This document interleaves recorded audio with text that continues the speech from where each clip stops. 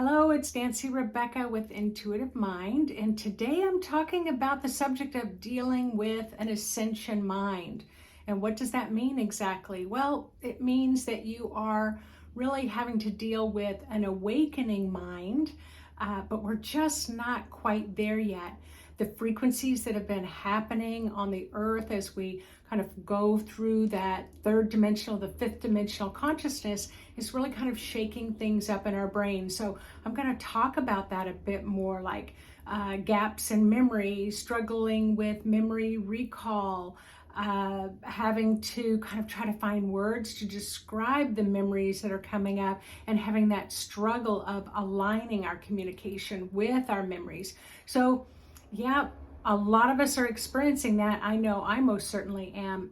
And many people that I talk to are really having to deal with that as well. And so what's really happening is that rather than doing kind of a mental recall at that third dimensional realm, our spirit is really increasing, becoming brighter, becoming lighter. There's more photonic light coming in. There's a lot of really high level sounds that are coming in that are really activating our spiritual perspective, that higher wise perspective, because you are all a spirit having a human experience. But let's say that most of the time we really look at our day-to-day world, let's say 80% of the time, and then maybe tap in about 20% of the time to our spiritual perspective about what's going on. So let's say that there's a lot of news and there's a lot of turmoil in the news, and that the physical perspective can say, wow, this is really bad. It's really, really bad. This is really happening and the world's falling apart. And then you can shift to that higher perspective of spirit, that wise part, saying, yeah, it's a tough time. We're coming through kind of the eye of the hurricane, but we are going to make it on the other side. So that's kind of what that shift is that's happening. Now, the way that I see it is that at the physical level, 80% of the time we're focusing mentally, 20% of the time spiritually. That is beginning to flip, and that may still take a couple of years before we fully realize, where 20% of the time we'll be focusing on the mental aspects of what's going on in your life, and 80% of the time you'll be able to see everything from that wise spiritual perspective. So there's a lot to be excited about, but we're just not quite there yet. We are also being kind of bombarded with a higher level of frequency of kind of this photonic light, these light codes that are kind of coming in from the cosmos, from the celestial realm, that are infusing into our brain, infusing into our nervous system, infusing into our DNA. So it's really activating higher levels of light.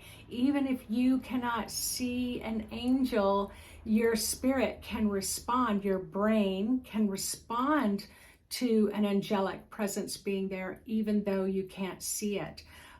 With sound, there can be, imagine angels singing. We can't hear that at the human realm, at the 20 kilohertz realm, but if we hear high-pitched sounds, we may pick it up as ringing in the ears, or if we were kind of hooked up to an EEG, our brain definitely could be reacting to those higher sound frequencies like angels singing, even though you personally at the human level cannot hear it.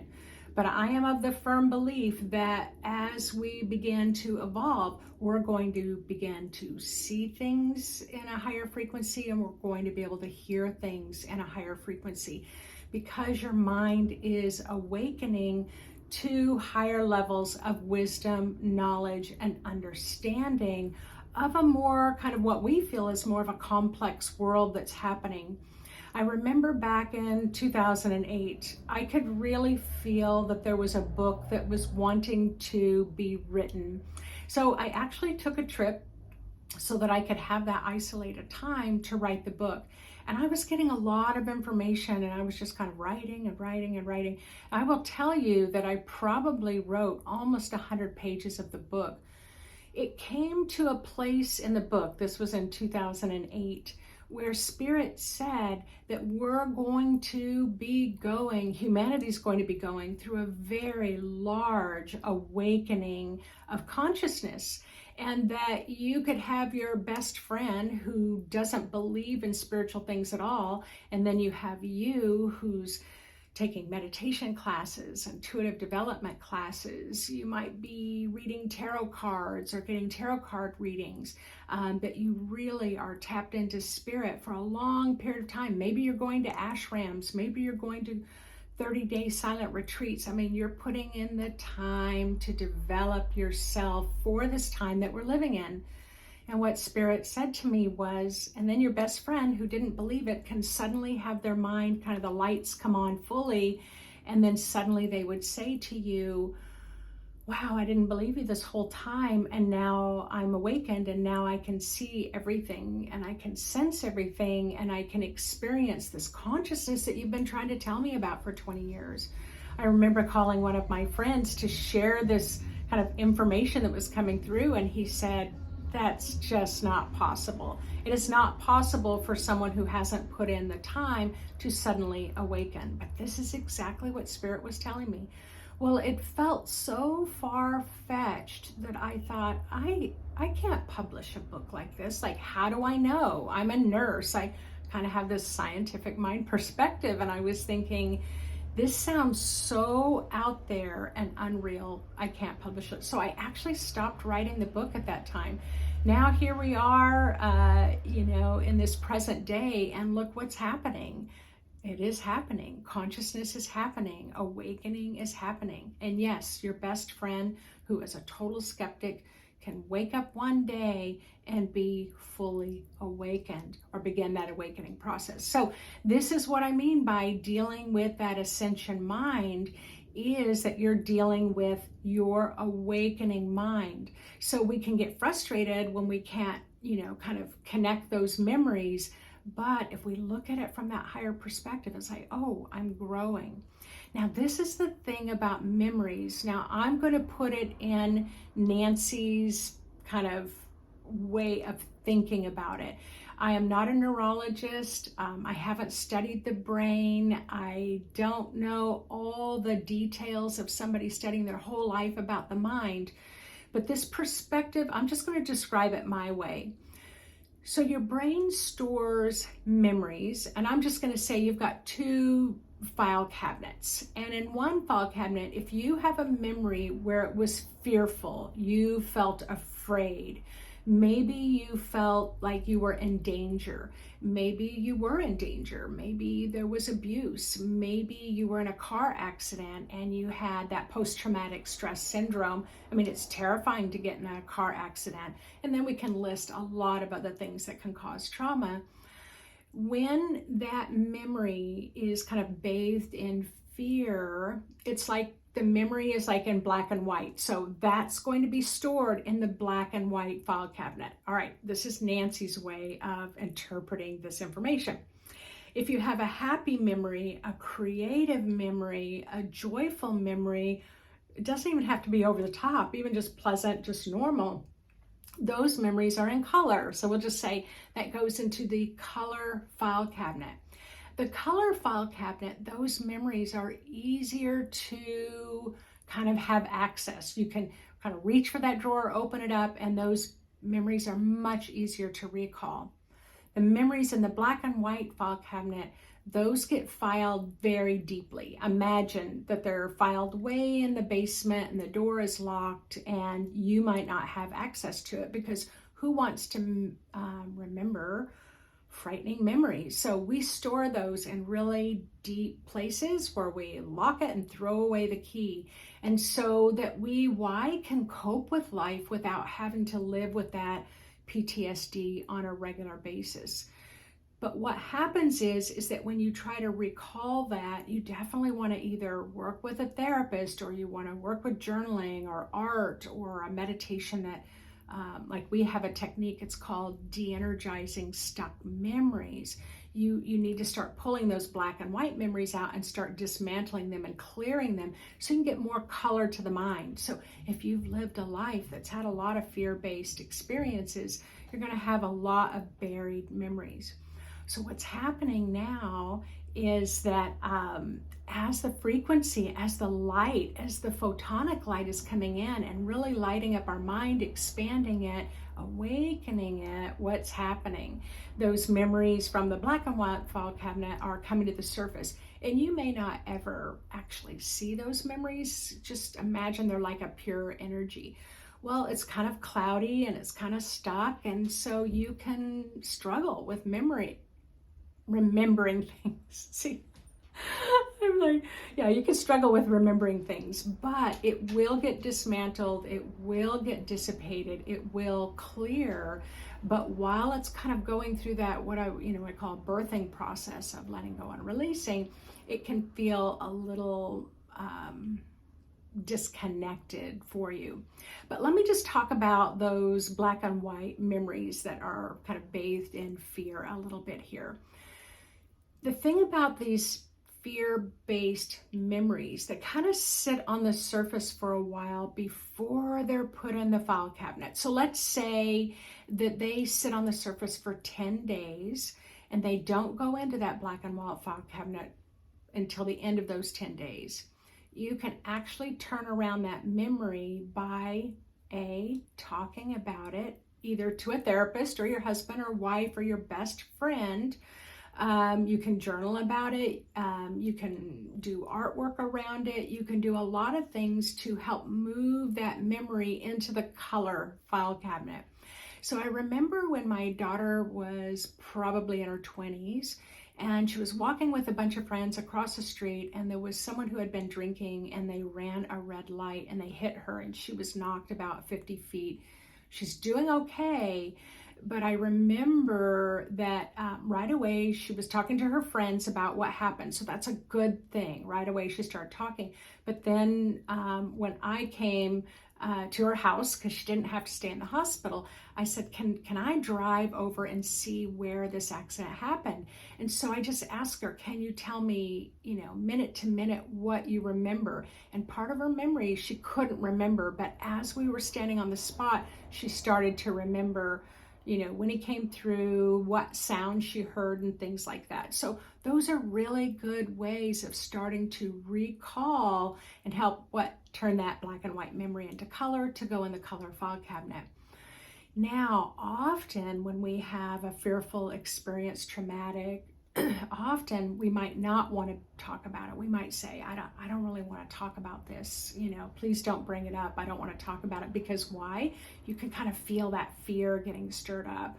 And so I'm just going to let you know a little simple tip is that however you can talk about your experience kind of within the first few days after it happens, it's going to help kind of keep it in a more kind of lighter, brighter state in your mind and doesn't get filed away in those deep places. So there's a lot more to that when it comes to memories. But again, if you've got memories that you've had stored, I certainly do from childhood, working with a really experienced person to help bring those to the surface again is really, what was I going to say? Priceless if you can find someone. There's many high-skilled therapists out there that can help you with that.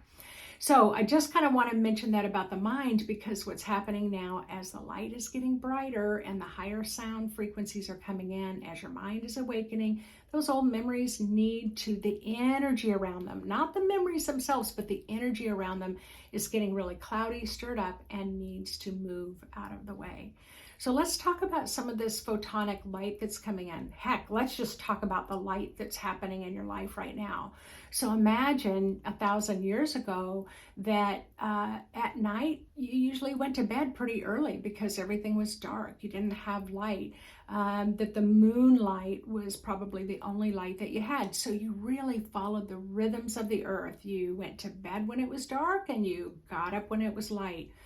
But nowadays, with the existence of electricity and light bulbs, suddenly we can keep all the lights on in our house all the time. We are on watching television. We might sleep with the television on all night because we like that white noise. And often we like the white noise. Why? Because we don't have to think about the memories that are stored in the black and white file cabinet.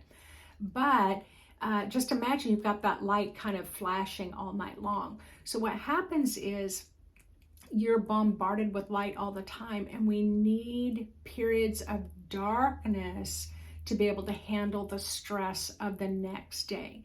So an easy little tip is at least try to put down your devices, your computer, turn off the TV a couple of hours before you go to bed. And you may even need to place one of those eye masks on to really darken the room for yourself. So that's one easy tip that you can do for that. Now, sound. So sound is kilohertz, and the human ear can hear at about 20 kilohertz. A dog can hear at about 60 kilohertz. So often there can be sound that's happening around us at a very high frequency, but we can't hear it. So what do we believe? We can't see it. We can't hear it. It must not be real. And that's the furthest thing from the truth.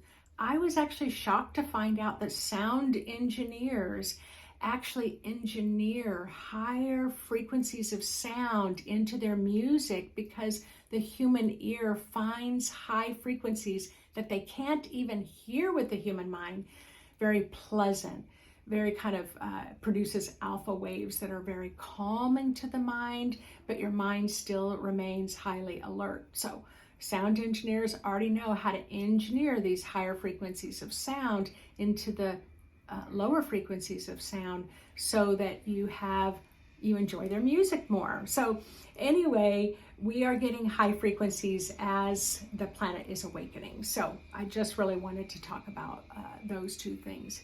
Now the mind, you've got many lobes of the brain, and you can look this up on the internet. I don't need to go through all of that, but it's fascinating if you want to do some searches on it. There's a lot of information. But the main one that I want to talk about here is your frontal lobe. That's right here in the front. Of course, it's right here where your third eye is, your psychic eye, your spiritual eye. And it's right here in the frontal lobe, and it processes memories. It's where your personality is. It can help sort and strategize and problem solve. I mean, it's just a fantastic part of your brain that really pulls all the other bits of information from your brain together. And it also pulls in all the information that's coming at you from the outside world and helps you process it into your brain. Even intuitive information. So remember, you can't see it, you can't hear it, you can't feel it, you can't experience it, but you're being downloaded with unseen, unheard, unfelt, unknown information all the time through intuition. So that's why I teach intuitive development, to help us really move to those next levels. So there was a story that I read. It was back in World War I, and it was about fighter pilots, and they were in the war, and they'd been given a mission to go bomb, a target. And they found that some of the pilots froze when they got over the target, or they were about ready to get into maybe a airplane fight with another airplane with the enemy.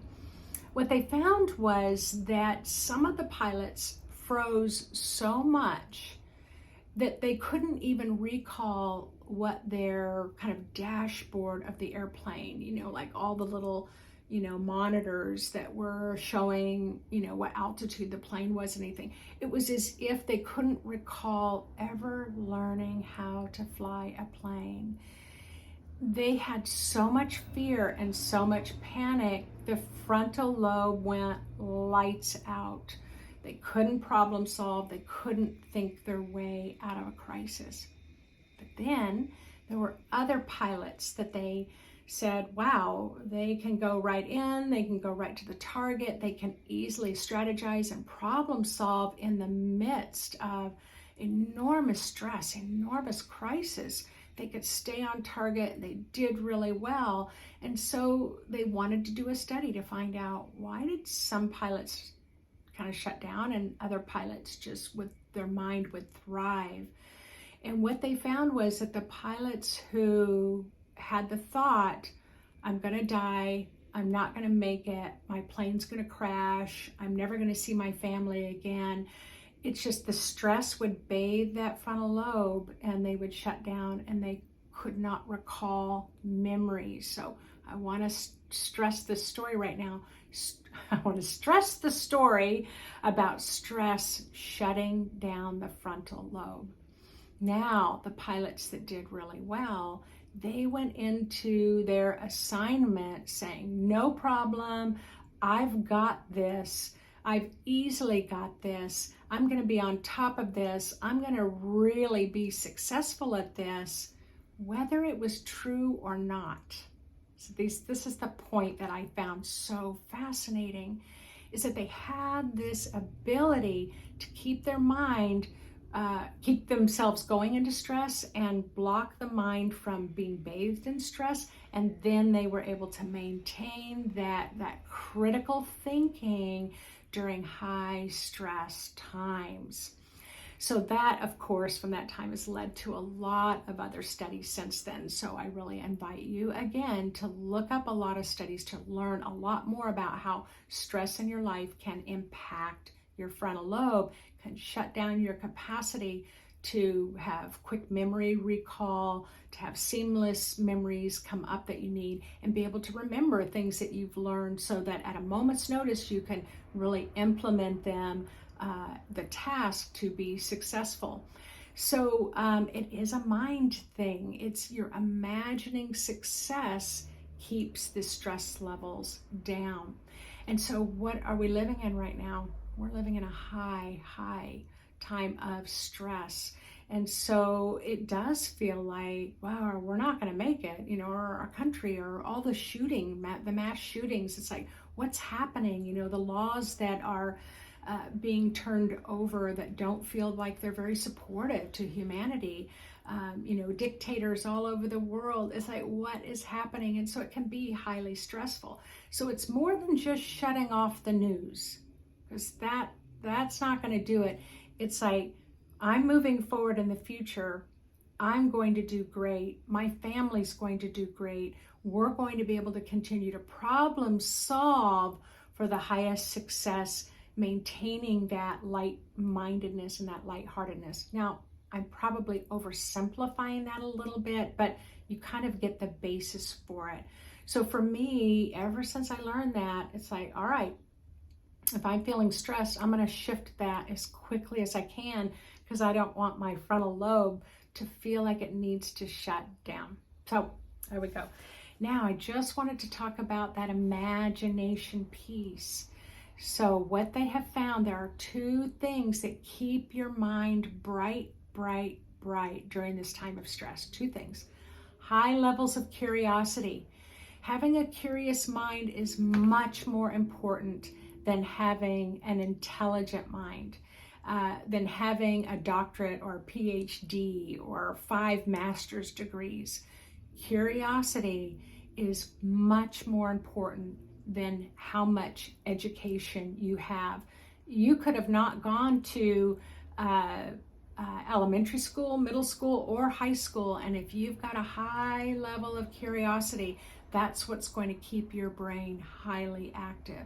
So what they found was that when learning something new, like a language, or learning an instrument, or learning how to play golf, or learning how to knit, learning how to stand up on stage and be a speaker when you're terrified of crowds, anything like, I talk about in my courses, when you're learning how to learn about your intuition, expanding the limits of your mind and being curious about intuition and psychic development, that's a new thing that's going to help activate the higher frequencies of your mind.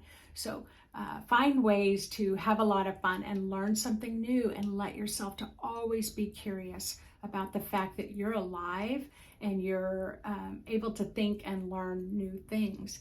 And then the second thing that's highly important to help you with your ascended mind is imagination. So what they found in all those studies, it didn't matter if what you were imagining was actually true or not, that how you imagined it actually made things better.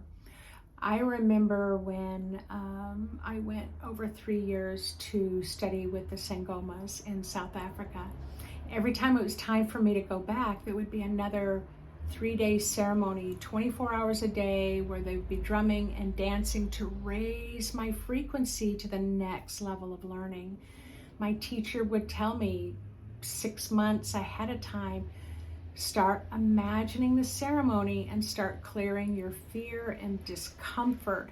Imagine you're dancing to the drumming. Imagine being happy and joyful, and anything that comes up for you, keep letting it go. He had me do that 6 months before I actually went for each ceremony, because in the shamanic tradition, they consider that very, very important, to imagine your power, imagine your strength. But another example I read was medical students who have to take the boards to pass to become a doctor after they've studied all these years. That's a lot of information to have to remember for the boards.